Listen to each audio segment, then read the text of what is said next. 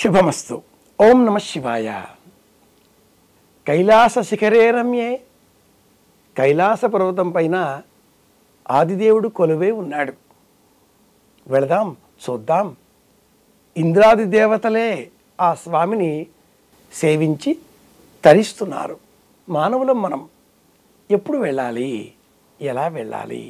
ఏ విధంగానైతే సనాతన ధర్మంలో పుష్కర కాలం 12 ఏళ్లకు ఒకసారి శిఖర స్నపనం నిర్వహిస్తారో, పుష్కరాలు నిర్వహిస్తామో, అదేవిధంగా 13 సంవత్సరాలకు ఒకసారి కైలాస దర్శనం చేయగలిగితే ఆ జన్మ ధన్యమైనట్లే, ఆ జీవుడికి శివానుగ్రహం సంపూర్ణంగా లభించినట్లే.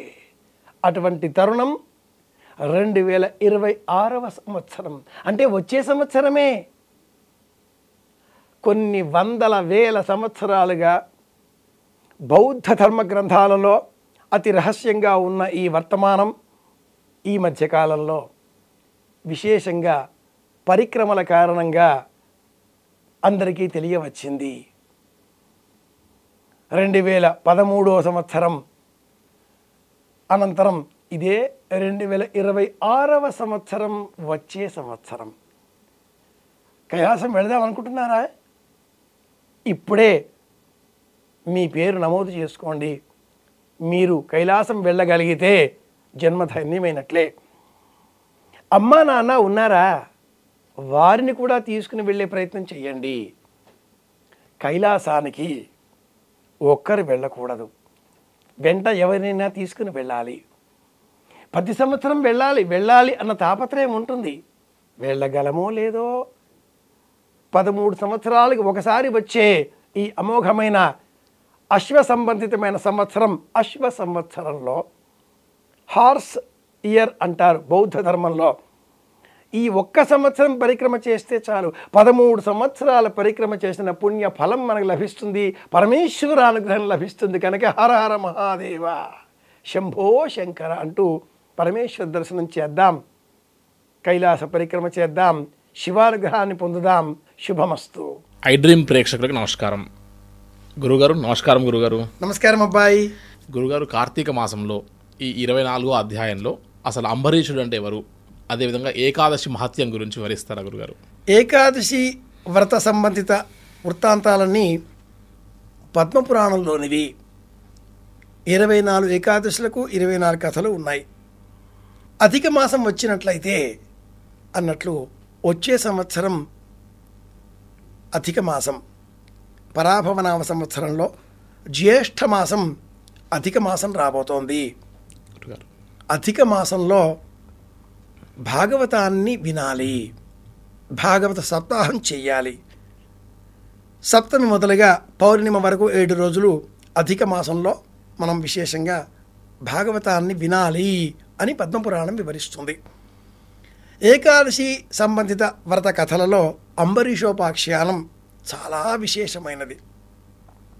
ఈ కార్తీక పురాణంలో 24వ అధ్యాయంలో ఈ కథ ప్రారంభం అవుతుంది. అంబరీషుడు ఏకాదశి వ్రతాన్ని పాటించే మహానుభావుడు, గొప్ప విష్ణు భక్తుడు. తాను పాటించడంతో పాటుగా ప్రజలందరూ కూడా పాటించాలి అని తెలియజేయడంతో అతడి రాజ్యంలో ఉండేవారంతా కూడా ఏకాదశి వ్రతాన్ని పాటించడం మొదలుపెట్టారు. దానితో నరకలోకంలో పని లేకుండా పోయింది. అందరూ పుణ్యాత్ములు అయిపోతున్నారే. ఇంద్రుడికి చింత పట్టుకుంది, ఏం చెయ్యాలి తోచలేదు. ఆ కథ అలా ఉండగా ఎవరు ఏ పని చేసినా పరీక్షించేటటువంటి అధికారం దుర్వాసుడికి ఉంటుంది. అనేక కథలలో మనం చూస్తూ ఉంటాం. సాక్షాత్తు ఆ వైకుంఠుడినే పరీక్షించే నిమిత్తమై హృదయం పైన పాదము మోపి తొలగించే శక్తి గలవాడు కదా దుర్వాసుడు. భృగువంశ సంభవుడు, భార్గవుడు ఆ రూపంలో ఉన్నవాడు కదా, భారతదేశ గోత్రీకుడు కదా దుర్వాసుడు. అంబరీషుడు ఏకాదశి వ్రతాన్ని పాటించే ఒక రోజున దుర్వాస మహర్షి విచ్చేశాడు. తాను కూడా ఉపవాసమే. 12 ఘడియలు రాబోతున్నాయి, స్నానం చేసి వస్తాను అంటూ నదీ తీరానికి వెళ్ళాడు. తిరిగి రావడం లేదు.